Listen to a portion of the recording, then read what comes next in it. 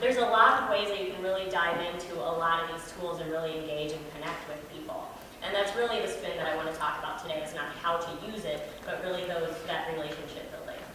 And that's why I think strategy up front is of great importance, and that's the part that a lot of people skip because they just want to get out there with everybody else. But strategy is really key. And a big piece of that is, the 5 W's, the who, what, where, when, and why. And maybe a little different than what you might necessarily think those come down to. So, the who is really starting with who you're targeting, who you want to build your audience from. And a lot of people start with, well, of course, my potential customers. How am I going to build pipeline? My who is my potential customer. But I think some of you probably know Alexandra Eidenberg, and if you've ever been to a strategic business introductions with her, I really love how she puts this and says, really think about who may be in witness of the need for your services. So you're not just looking for clients to build pipeline, but you're also looking for strategic partners. Who might become your brand evangelists?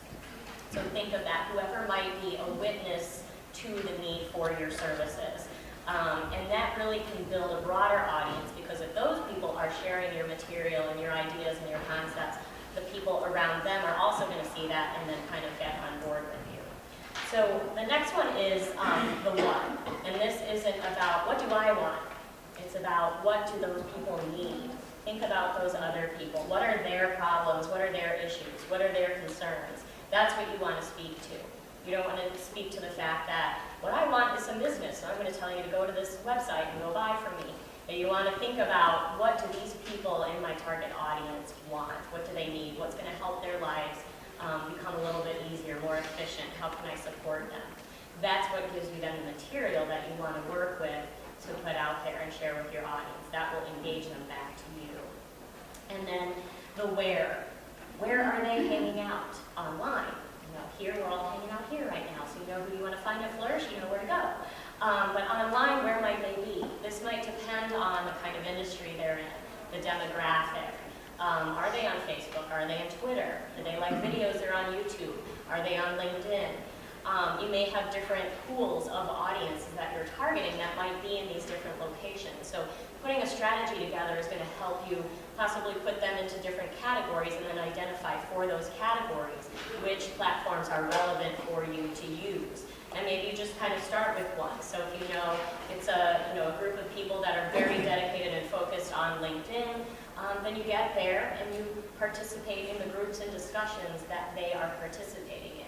So that's kind of where you take your where are they to the next level. First, what platform might they be more susceptible to using, or is more commonly used by them? But then also in LinkedIn, great opportunities for engagement that a lot of people just aren't familiar with. There's a lot of groups out there. Most of us join groups and then have a big long list at the end of our profile that we never really pay attention to, right? But think about, where is your audience hanging out there? What groups might they be in? So go beyond the scope of, this is my alumni, this is my last company, this is the professional organization I'm in. Where are those people from your who? What groups are they in? Join those groups, engage in those discussions, because that's how you're going to start informing them of ideas and answers and suggestions that might help them out. So that's how you start to bring that all together. And then when is very important as well. Out of that audience, and where are they at? Well, they might be looking at Facebook at 10 o'clock at night, or they might be actively looking at their Twitter news feed over lunchtime. The most common times for exposure in LinkedIn are Monday mornings and Wednesday mornings. So if your audience is on LinkedIn and you love to blog, put your blog out there late Sunday night, late Tuesday night, or first thing Monday and Wednesday morning, because that's when the most activity from LinkedIn is tracked, that people are checking things out and engaging. So trying to get an idea in that strategy for all of those things, so that you're putting things in places at the times when it's relevant, your audience is going to see them. And then the why. Why do you want to do this? Why are you out there? I think at the end of the day, maybe it really is you want to get exposure, you want to build an audience, you want to sell, but don't we really want to all serve people? Isn't that kind of why we're all doing what we're doing, right? Why we're all here and we come to an event like this? Is really tap into that. Why am I here? Why do I want to serve these people, and what do I want to do for them? And share that with that audience. That's going to be what engages them.